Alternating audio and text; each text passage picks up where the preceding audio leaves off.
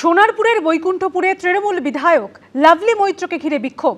বিধায়ককে ঘিরে বিক্ষোভ রাজপুর সোনারপুর পুরসভার এলাকাবাসী। খারাপ রাস্তা সারাইয়ের দাবিতে বিক্ষোভ এলাকার মহিলাদের।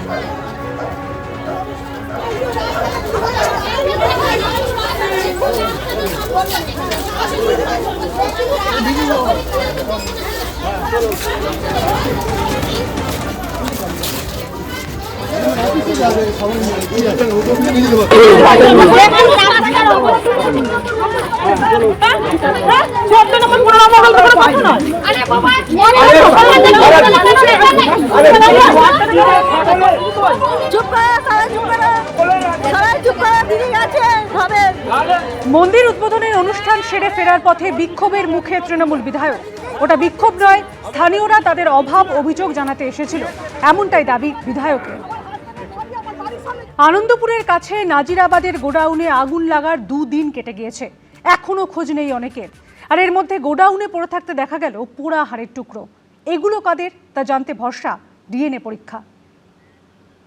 সবে মাত্র রোজগার করতে পারছে, বাড়ির অবস্থাও খুব ভালো নয়। ওখানে শুধু অগ্নিকাণ্ড হয়নি, ওর ফ্যামিলিতেও একটা বিরাট অগ্নিকাণ্ড ঘটে গেছে। 12টা 1টার সময় ফোন করেছে, জেঠিমা আমি বাড়ি যাচ্ছি, তোমাদেরকে নিয়ে মেলায় যাবো। বলো এরপরও কোনো ঠিক থাকতে পারে। হাই কি হলো, ধিকি ধিকি আগুনের আজ, বাতাসে পোড়া গন্ধ, ইতি উতি ছড়িয়ে পোড়া হাড়গোড়ের টুকরো, পকেট ফায়ার বোঝানোর মরিয়া চেষ্টা। আনন্দপুরের কাছে নাজিরাবাদের গোডাউনে আগুন লাগার পর কাটতে চলল 2 দিন। মঙ্গলবার সকালেও দেখা গেল এই ছবি। কার্যত ধ্বংসস্তূপে পরিণত হয়েছে গোটা কারখানা চত্বর। একেবারে মৃত্যুপুরী আনন্দপুরের নাজিরাবাদ। একাধিক মানুষ এখনো পর্যন্ত নিখোঁজ। এই গোডাউনেই কিন্তু তারা কাজ করতেন এবং পরিবারের সদস্যদেরকে অনেকে ফোন করেও বলেছিলেন তাদের কিন্তু কোনো বাঁচার সম্ভাবনা নেই। পরিবারের সদস্যরা যেটা এসে বলছেন যে দরজা বাইরে থেকে বন্ধ অবস্থায় ছিল, তালা বন্ধ, দমকল এসে সেই তালা ভেঙে ভেতরে প্রবেশ করে। সেই ছবি দেখাবো। এখনো পর্যন্ত কিন্তু সেই আগুন ধিকি ধিকি জ্বলছে বিভিন্ন জায়গায়। নিখোঁজদের পরিবার গত 2 রাত ধরে দুশ্চিন্তায় 2 চোখে পাতা এক করতে পারেনি।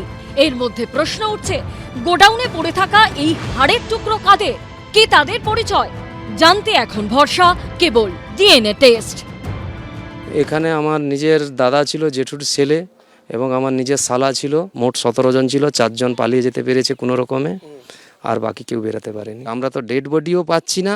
মালিক, আমি তো তার কোনো যে মালিকের যে একটা ফোন করা কিংবা এসে দাঁড়ানো, মালিককেই তো দেখতে পাচ্ছি না। রবিবার রাত 3টে নাগাদ দাউ দাউ করে জ্বলতে শুরু করে নাজিরাবাদের এই 2 গুদাম। চোখের নিমেষে নিউ পুষ্পাঞ্জলির ডেকোরেটরসের গোডাউনে আগুন ছড়িয়ে পড়ে পাশে থাকা ওয়াও মোমো কারখানায়। এই অংশে যারা যারা কাজ করতেন তারা থাকতেন, তেমনটাই অনুমান করা হচ্ছে দমকল এবং পুলিশের পক্ষ থেকে। দেখতে পাচ্ছ এই দৃশ্য, এবং এইটা সেই অংশ গুদামের যেখানে আগুন লাগনি। তবে কতজন ছিলেন এখানে তার কোনো অনুমান করা যাচ্ছে না, তার কারণ এখানে পুলিশ যাদের সঙ্গে কথা বলবে, এই গুদামের যারা মালিক বা যে এই দায়িত্বে ছিলেন তাদের কোনো খোঁজ এখনো পাওয়া যায়নি। এটা ফ্লেমেবল ম্যাটেরিয়াল ছিল, কম্বাস্টেবল ম্যাটেরিয়াল, ডেকোরেটিভ ম্যাটেরিয়াল থাকে, ওরা চট করে সময় দেয় না। ফায়ার এক্সটিংগুইশিং ম্যাটেরিয়াল কিছু নজরে পড়ে না।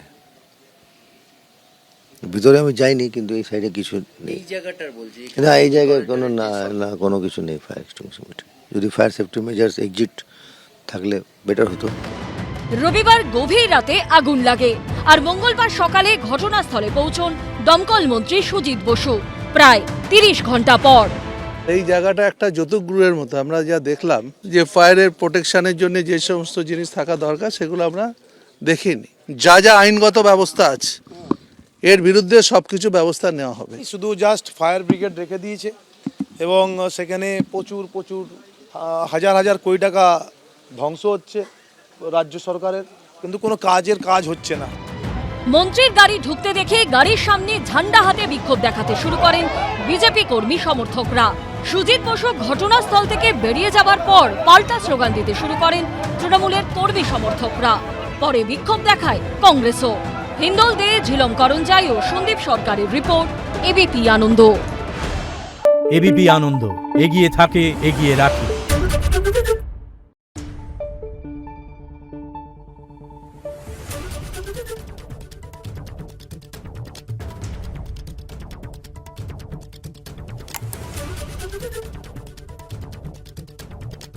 রিপোর্ট।